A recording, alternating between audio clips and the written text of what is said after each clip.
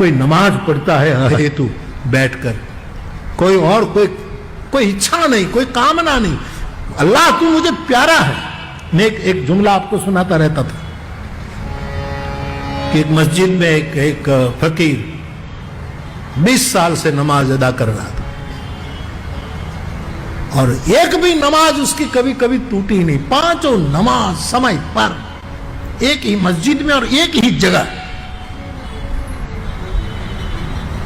अन्य बंदाओं ने वो जगह उसके लिए रिजर्व कर दी थी कि यहां वो बाबा ही नमाज पढ़ते।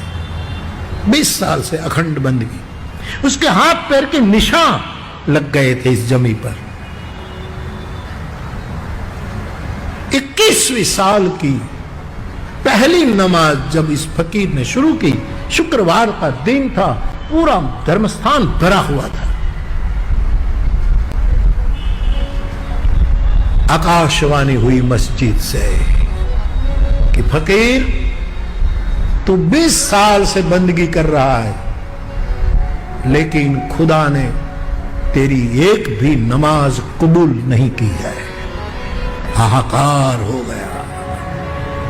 सब नमाज पढ़ने वाले रोने लगे कि क्या कम नसीब ये बाबा, बेचारा 20 साल से बंदगी कर रहा है और आकाशवाणी ने कह दिया कि तेरी एक भी नमाज मालिक ने कबूल नहीं की।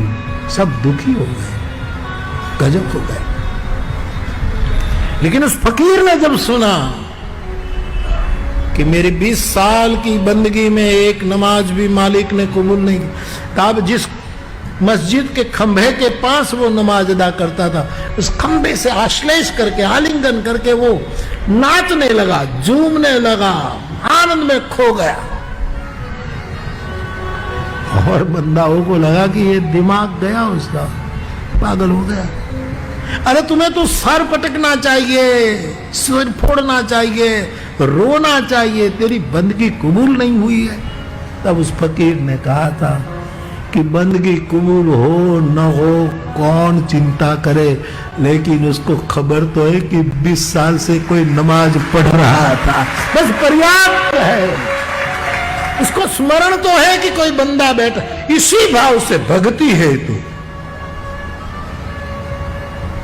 सेवा करो, वो सबसे बड़ी वर्शिप है, सबसे बड़ी देव पूजा है। इसका मतलब फिर भी पूजा नहीं करना, ऐसा गलत मैसेज मत ले जाना। सुंदरकांड, अब मैं जब भी सुंदरकांड कहूं तो अब समझना युवान लोगों को कह रहा हूं, बूढ़े तो सब उत्तरकांड है, माफ करिएगा, है तो है।